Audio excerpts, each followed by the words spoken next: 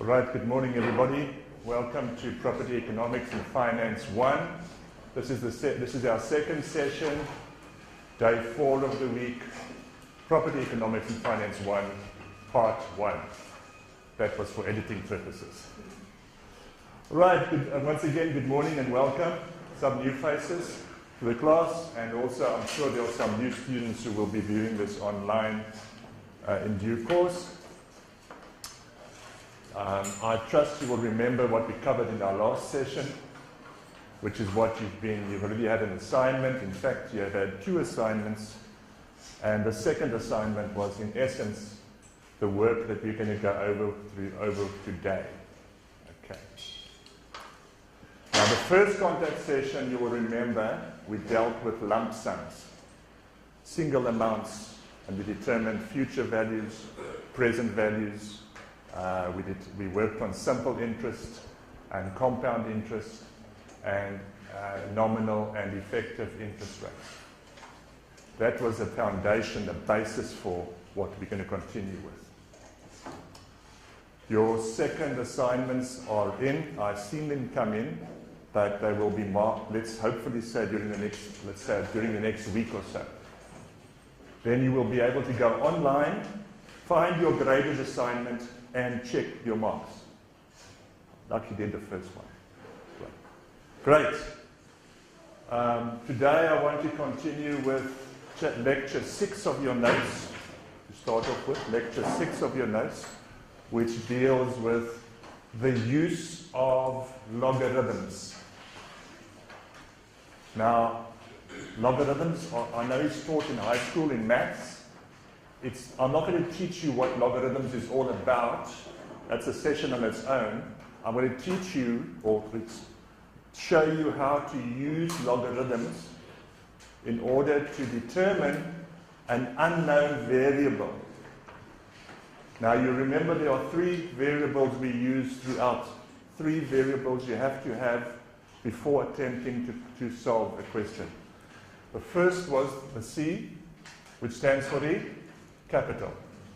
Then we had the I, and then we had the N. The I stands for the interest, and the N is the term or the duration or the number of interest periods for that particular investment or calculation. Capital is the cash that we are working with, the interest rate, and the term, the number of terms that we are working with. As we said last time, for the purpose of this course, I will be using terms, I will be using either annual interest periods, half-yearly, quarterly, or monthly. So there will be a possibility of 4 different scenarios which you need to determine from the question to ascertain what will the interest be. Is it an annualized interest that you're working with? Do you convert it to a half-yearly, quarterly, or monthly? Now that in itself is the one challenge which many students do have. Understanding and working with interest rate and terms, and ensuring that you are working with like. So if we are working with a period of a number of years, your interest rate will be used on as an annual interest rate. If it's shorter than years, then your interest rate has to be converted to that period. It could be a half-yearly interest rate or a quarterly interest rate. But we will discuss it as we go along. Your N is your number of terms, number of years, number of half years, number of quarters, or number of months. So they're going to be like for like. You can't, what some students do, unfortunately, they work with an annual interest rate, but then they are working with a number of months, which goes wrong from point 1, from the outset, and obviously cannot be rectified along the way. So there's no marks to be had whatsoever. Some of you might have discovered that, unfortunately, in your assignments. So today, let's start with logarithms. We will use logarithms, or simply logs for short, in 2 instances. We will be missing one particular and very important variable that we have to solve for. It's either going to be the N that we don't know, or it's going to be the interest rate that we don't know. And by using logs, we work out, we do the calculation to determine which one, what the answer is for the one or the other. But I said you always need 3 variables to do your calculations with. So if we take away the n or the I, we're left with 2. But then I give you the future value. I'll give you the answer as well. So we still have 3. In other words, the question could be, I need not tell you that it's a logarithm question. You need to work out that it can only be done with logs. Because I don't want you to use your financial calculator, which is a shortcut, but we don't want to do that. We want to use logarithms. Remember, your financial calculator is there to help you, you can check your answers with, but it's going to help you in your workplace, and it's going to help you in your 2nd and 3rd year, more so than what it's going to help you this year. Some students get by the year without the financial calculator, and then they battle in valuations 2, in valuations 3, and economics and finance 3. Because there we only use the financial calculator. So I'm basically going to show you the use of both, but remember, at all times, your default is your scientific calculator. Logarithms. Let's take this question. Deposit an account, 1,000 Rand into an account. And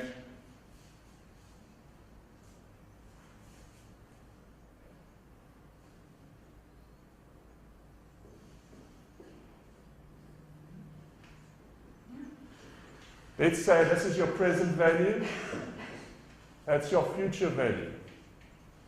Now the question would be, determine how long it would take. This is an example of a question.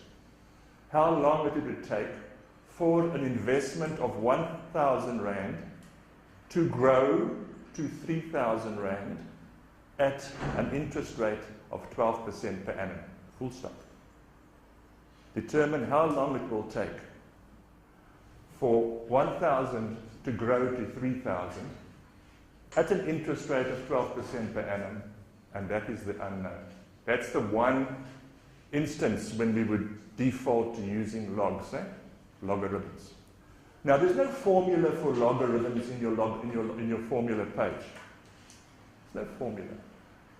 In the lecture notes number 6, which is posted on Blackboard, I've given you the steps, the procedure. You just need to follow that procedure. Okay?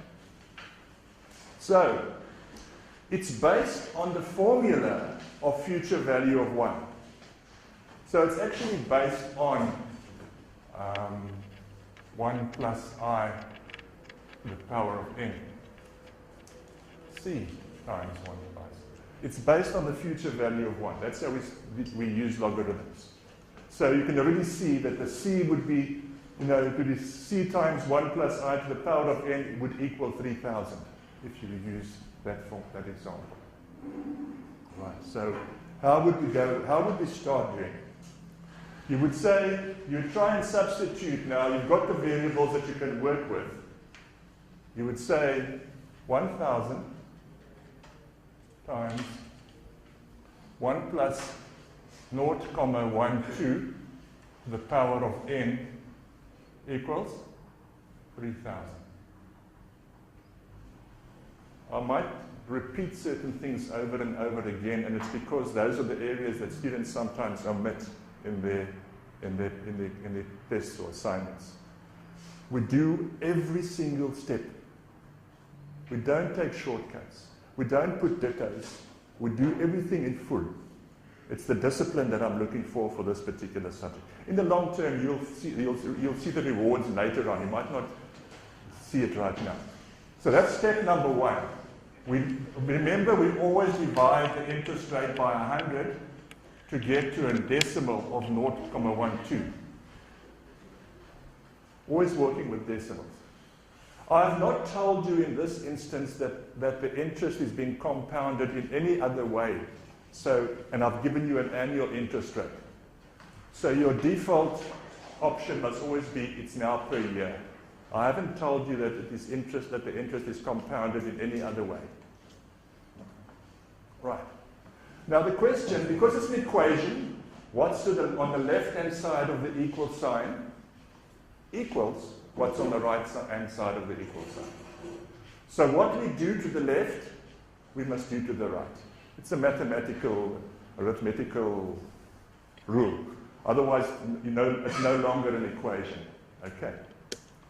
So we want to simplify. We want to simplify. At the end of the day, here, at the bottom, we want to arrive at n equals x number of years. That's the answer. That's what you're going to get to. All follow. So we need to simplify. How do we start simplifying? We can divide the left-hand side by 1,000. Next step. First of all, we must say 1, 1, 2. We add that together. N equals 3,000. Then we can say if we divide that side by 1,000, why 1,000? I'll tell you now. We divide it by that figure, and you are left with, and I'll go slower in a sec.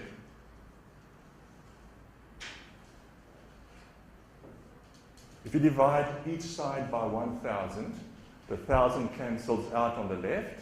It goes into 3,000 3 times.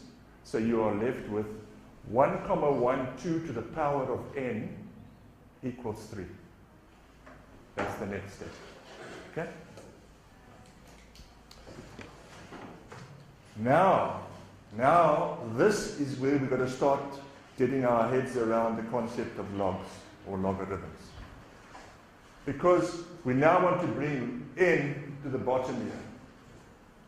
And we say that n, we log the left-hand side, we say n log 1,12 equals log 3. That's a step you'll just have to sort of, this is the one time I'll tell you just to just follow and learn the steps. This process from one step to the next. All right? You're using logarithms on the left and on the right. Now we can say, we can simplify it further by dividing that side by log 1,12 to get n on its own. And we may have to divide this side by log 1,12. So let me write that down to show you. So it will be n log 1,12 divided by log 1,12 equals log 3 divided by log 1,12. We're getting there. We're not too many steps away now. We're nearly there. So far, we haven't touched our calculators, but we are going to now. What next happens is that actually cancels that, and you're left with n equals. Now, I want you to use your scientific calculator to give me the values for each of these logs. How do we do that? Let's look. Some of us, not some of us, some of the younger students did that not too many years ago. Some of the others of us haven't a clue what we're talking about now. So I will show you how to go about using logs. We will take your scientific calculator and we would say log. Have you all got it? Find log on your log key. It's your second row, basically towards the right. Log 3 equals. And what do you get? Correct. So it is 0,477 1254. Now let me say something at this point, please. I'll say discipline and I'll say attention to detail for this subject. I want us all to get identically to First decimal, second decimal, the same answer. So I want us to use all those decimals. Don't round off yet. In your assignment instructions, I always say do not use all the decimals and only round off your answers to 2 decimal places. So everybody gets exactly the same answer. That we're going to divide by log of 1, 1, 2. So once again, we say log 1.12 equals. And we get, you can all agree with me, or disagree if we don't get the same, 0.04 9218022. And just getting to the bottom of the board, so now you divide the one into the other. Now you divide the one into the other. We say 0.477 121 254. You divide that by 0.049 218 022 equals, and I get, and hopefully we all get the same, 9,69 403 553, which is 9,69. And what is the answer? What is that in? Years. Why is it years? Because we started off with an annual interest rate. So your answer will be in a number of years. Okay? Can everybody see that? Let me move out the way just up to here. Everybody see what we've done now for that one.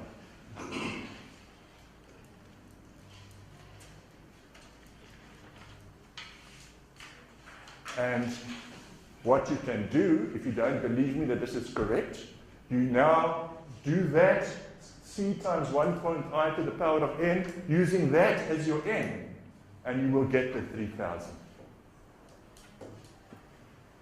I'm still going to show you how to use the financial calculator at some point. I'll see how we're progressing today. To catch up, because I can't remember what we did last time, how much we used the financial calculator. We probably did not. We didn't use it all. And you're very keen to do so. So I want to get there to show you how to do it, because it's just 2 steps. It's very, very easy, but you need to know how to use that calculator. People are intimidated by these things. And it's very easy. Okay, the use of logarithms to determine the unknown variable. In this case, it was the n. We've done it. It comes to 9.69 years. Now remember what I said earlier. If I had said to you, interest is being compounded monthly, let's say monthly, what would you have done differently? You would have had that divided, the interest rate, you would have further divided by 12. And you'd be working with 0.01 if you are working in months. And your answer would in effect be about 12 times this. It would be, give you an answer in months. If I say to you, give me your answer in years, you would divide that by 12 and convert it back to years, right at the end. Okay? I'm going to need board space, so I'm going to take it off pretty soon. Okay? So, because we're going to now address the other use of logarithms when the I is unknown, which is a little bit more, it's longer. There are two extra steps when we determine the I. But I'll just give you a minute to take all that down and to absorb that before I continue.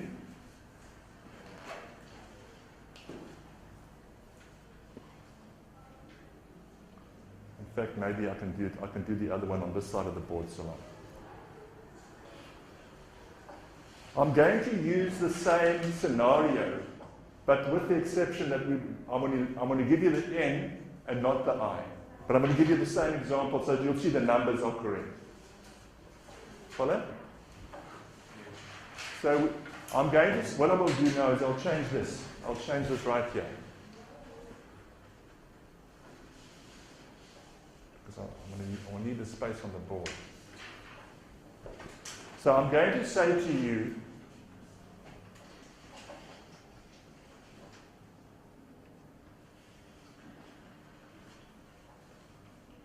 I'm going to ask the question. I'll probably only ask you one or the other. I wouldn't probably ask you both. Maybe not. I'm going to say here, determine the interest rate, the annual interest rate, in this case, at which an investment of 1,000 Rand will grow or mature to 3,000 over a term of 9.69 years. That's all I've said to you. I've not said to you it's compounded monthly or quarterly or half yearly. That's what I've said to you. So you start off the same way, again based on that formula. So you would again say 1,000 times 1 plus I, but now to the power of 9,69 equals 3,000. I'm just using the other, I've just turned, given you the one variable, and the one that's missing now is the interest rate.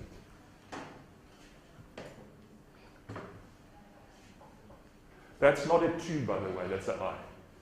So it's easier for me to do it that way. For some reason, I've got myself into doing a squiggly I with a dot on as opposed to a. So sometimes my students say, but why am I using 2? I'm putting a dot on the top indicating that it's an I, okay? Now, we do the same step here. We simplify, as we did. We say 1,000 times 1 plus I. We can't add them together because we don't have the I.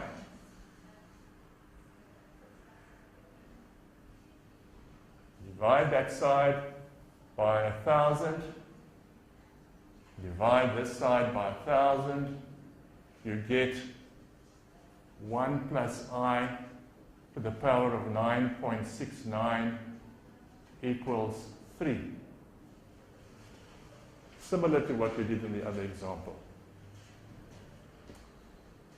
Now, this is where we change slightly.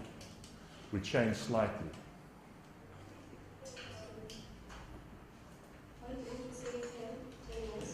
Because I asked you in your instruction to round off your answers to 2 decimal points.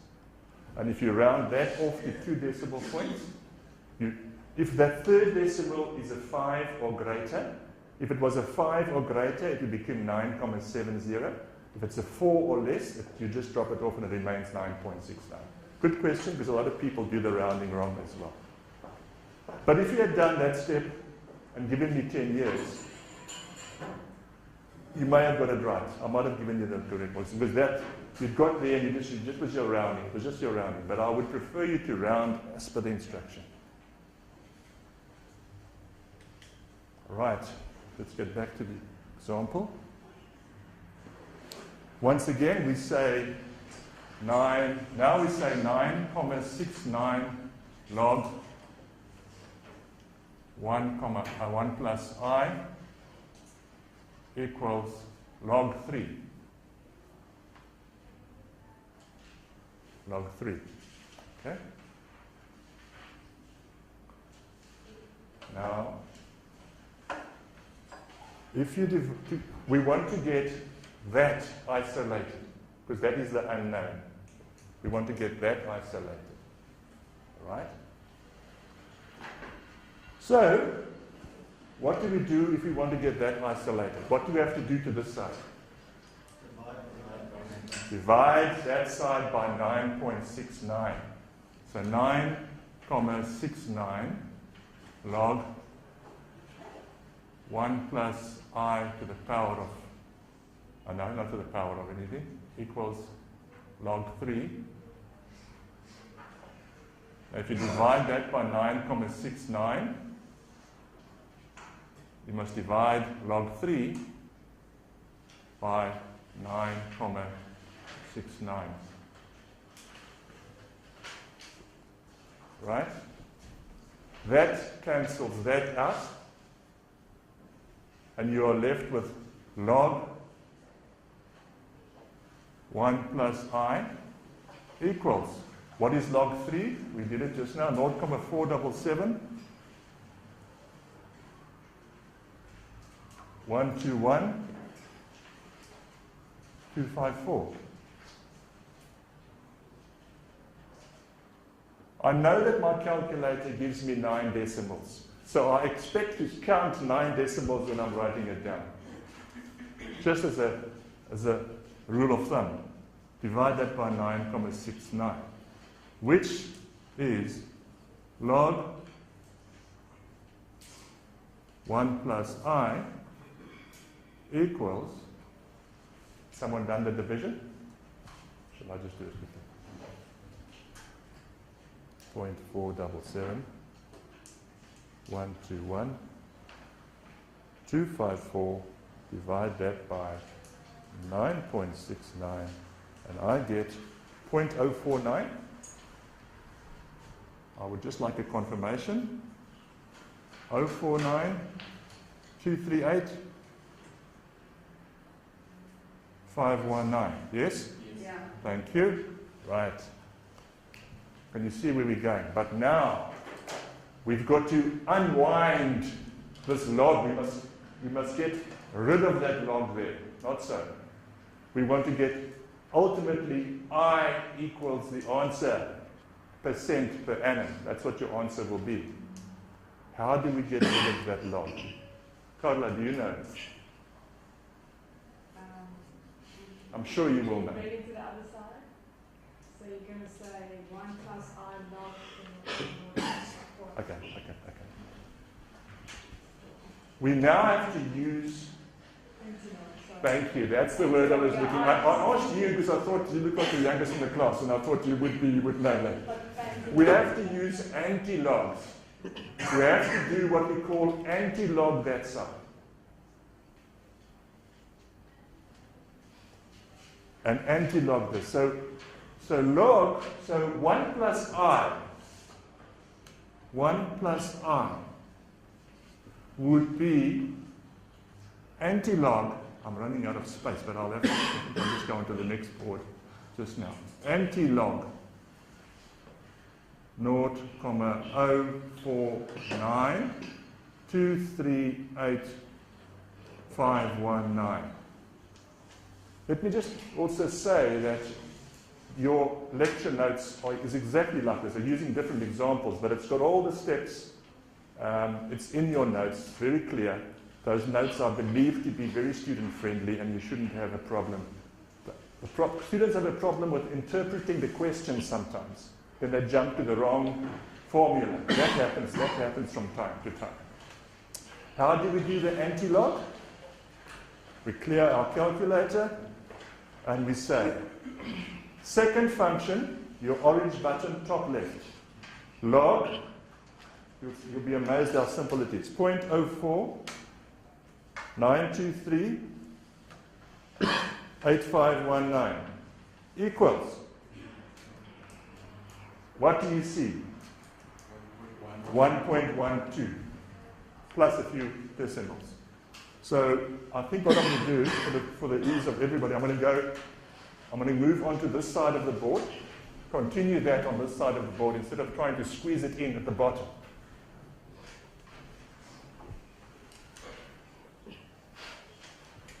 So, to continue, up here, 1 plus I equals 1,12, I think there were a couple of zeros, 0052,859. 0052,859. 1 plus I. Now it's easy, surely. What is I? I equals 1,12,0052,859 minus 1 equals 0.12,0052,859 52859 times it by 100 to get to a percentage, to get to a whole number. For a whole number, it's 12,000,52859, and that would be 12,01% per annum. That's your answer. Now you might be saying, immediately you think of, where does the 0.01 come from? We had 12%. It's because of the rounding. We started this exercise with 9.69. We didn't use all the decimals. Remember? There was a whole lot of decimals that we had shortened. That's why we're going to... It is such a small difference. I don't even worry about that at that stage. But I understand why. If we had used the whole number that we had got to as an answer, we would have got to 12%. 6 marks for the first one, I think 8 marks for the second one. As easy as that. As easy as all that.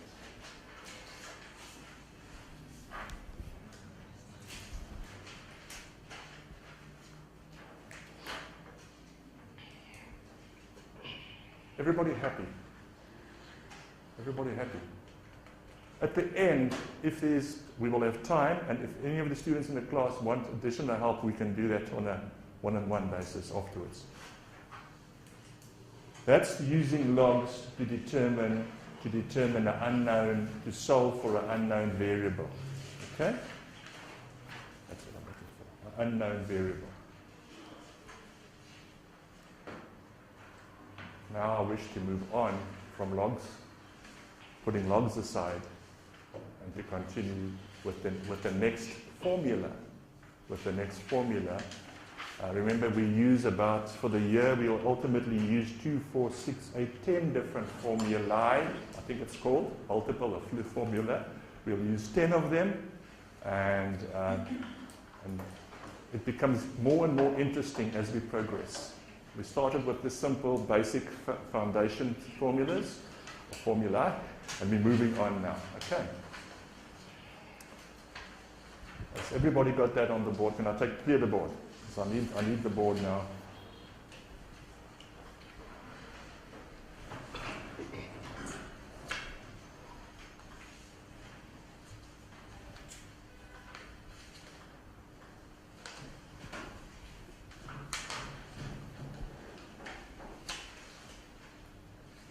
Right.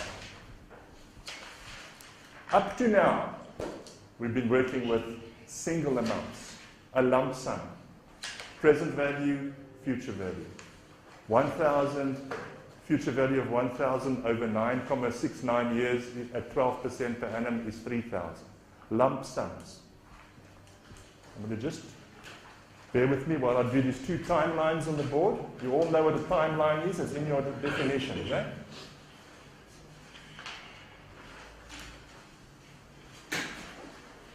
I don't know why I'm doing such a long timeline, but this is, I think, about 10 years. 1, 2, 3, 4, 5, 6, 7, 8, 9, 10. 0, 1, 2, 3, 5, 6, 7, 8, 9, 10. And 0, 1, 2, 3.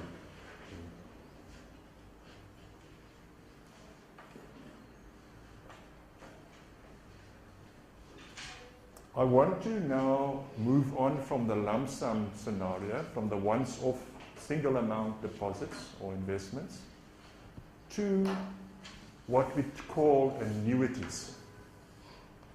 Annuities. What is the definition of an annuity? A series of payments. Some people like to say it's a series of payments. That's also fine with me. Series of payments. A series of equal payments. A series of equal payments paid at regular intervals. It's a cash flow. A series of cash flows or a series of equal payments paid at regular intervals. When would you use it? Valuation. Valuers. How many valuers here? Rental agreements. Rental agreements. How do you do a discounted cash flow? DCF. You discount the payments that are due in the next 12 months or whatever to the present value, and then you use the cap rate to work out the value of that property. But that's a different chapter. That's a different subject, all right? So, now further to that, further to what annuities are, there are two different scenarios. See if you spot the difference.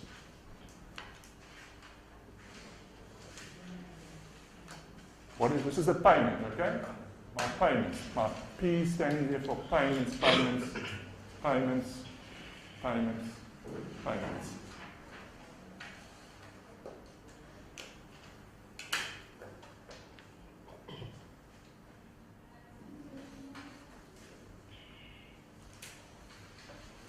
Is there a difference between the two timelines?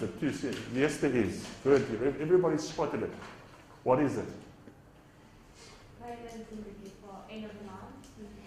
End of the month, or end of the period, end of the quarter, or end of the half year, or end of the year, whatever it is. And here, Beginning. Payments are made at the beginning. Can you see now that there are two different scenarios when we're dealing with annuities? If payments are made at the end of the payment term, there are still 10 payments. You can count the number of P's there. There are 10 payments. You're not making 11 payments. You are starting earlier, the beginning, and your last payment is at the beginning of the 10th year.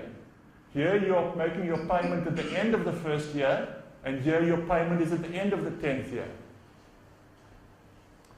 That, ladies and gentlemen, is called an ordinary annuity. An ordinary annuity. And that is called an annuity due. It's in your terms and definitions. There's one handout or module that's on all, and you will be tested. When you do an assessment, you will have some definitions, 5 definitions to define, just so that you understand the different terms and definitions. All right? So we have an ordinary annuity and annuity due. Let's try and do a calculation. What will we do with them for the purpose of this course? You're either determining the future value or you're determining the present value. We're determining a future value or you're determining a present value.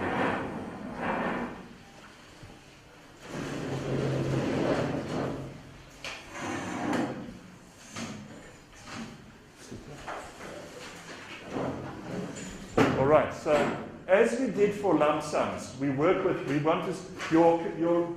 calculation will entail, you'll be asked to determine either the future value or the present value of an annuity, of one or the other of these types of annuities.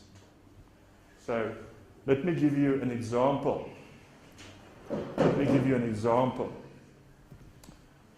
Let's say we have a scenario of a series of payments where the payment is 100 Rand per year. And we are talking about a 10-year term. Now, we are not dealing with escalating annuities as you would deal with rental agreements. That comes later in this year. We get there, but not yet. Not yet. We are working with flat amounts, with singular, regular amounts. So the 100 Rand will not change. So we have a scenario of the capital that we are working with is 100 Rand. Your I is I haven't given you an I. Let's work with our favorite, one of my favorite, 12%. Divided by 100 equals 0.12. And your N equals 10 years.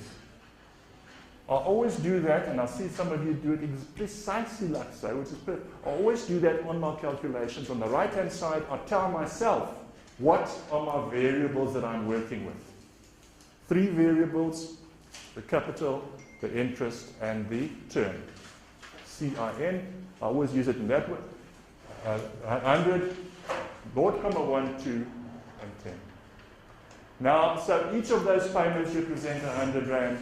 We're going to do both of them, but first of all, let's work with an ordinary annuity. Now, important, because people get this wrong as well.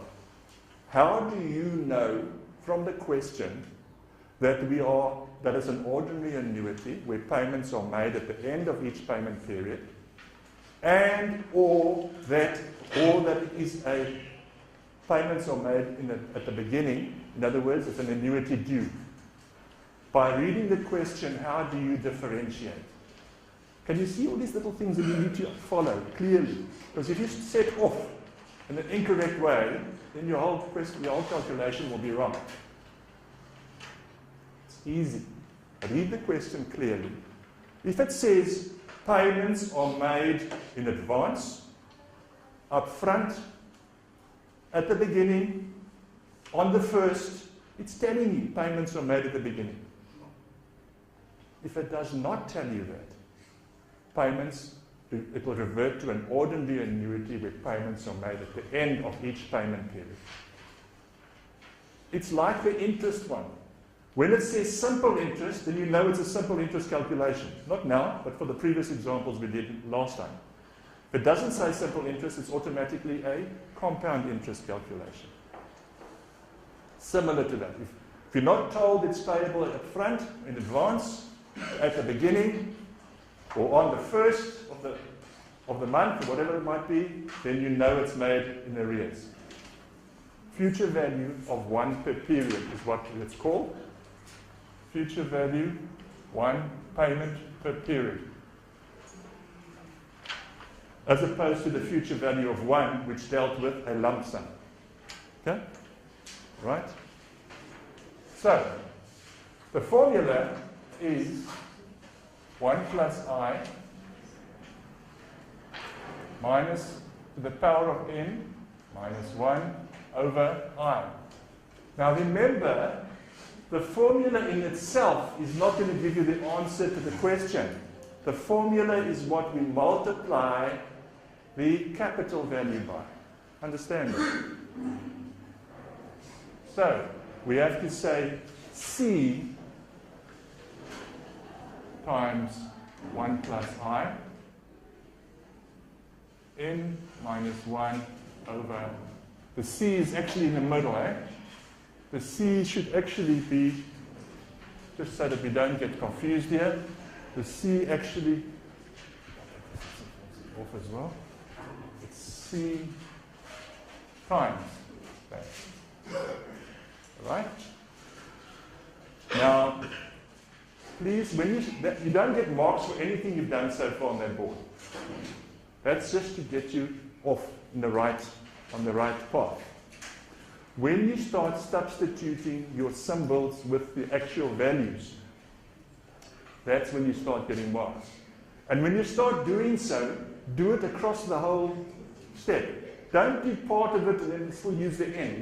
You know what the n is. So now we know it's 100 times 1 plus 0.12 to the power of 10 minus 1 over 0.12. Correct? Yes.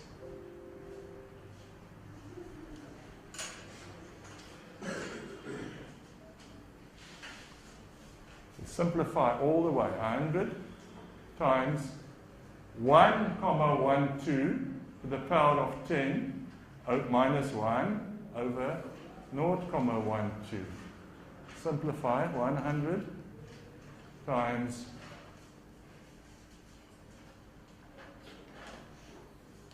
now we can use your scientific calculator to work out the value of 1.12 to the power of 10. Now we work out what is that. Just hold that.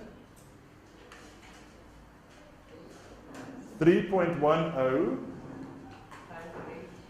3,1058,48208. And you all got that, eh? Right. Just note the sequence of the steps. I'm not Don't jump from there to there, because I have to then jump from giving you a mark there to giving you a mark there and not giving you a mark there. I only give you a mark for what I can see. No, not what you were thinking. Okay, not what you were thinking.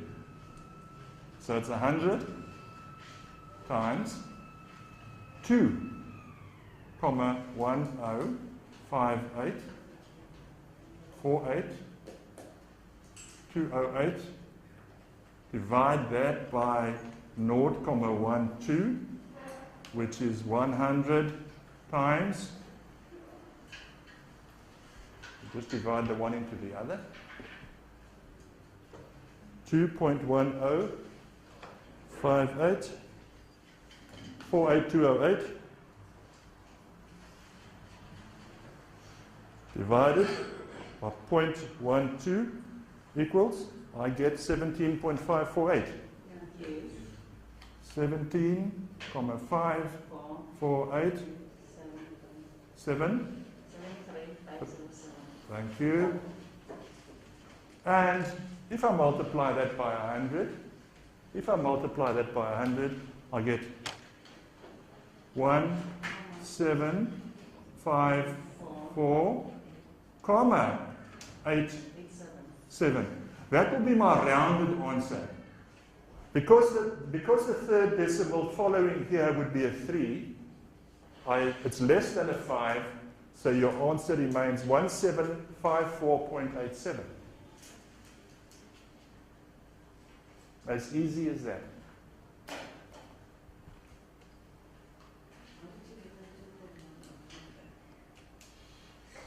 $3.1058 minus 1 is 2.1058.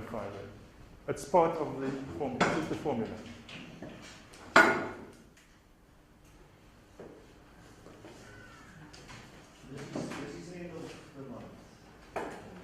The payments end of each year. We are dealing with years. Remember? 10 years. So who asked the question? Sorry, I was looking at it.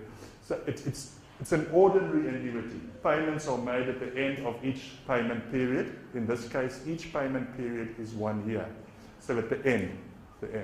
Another question? What would have been the question for this exercise? The question would be determine or calculate the future value of a payment of 100 Rand per year. That's another clue. Per year means it's got to be every year.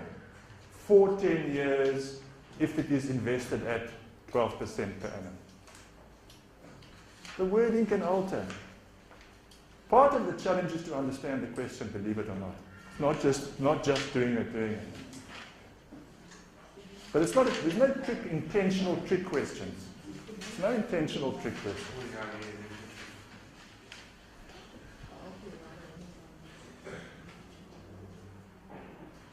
Everybody follow? Everybody happy what we've just done? We have determined, this could be the question, the future value of an amount of 100 Rand payable annually, that's another way of setting it, paid annually for a period of 10 years at 12% interest per annum.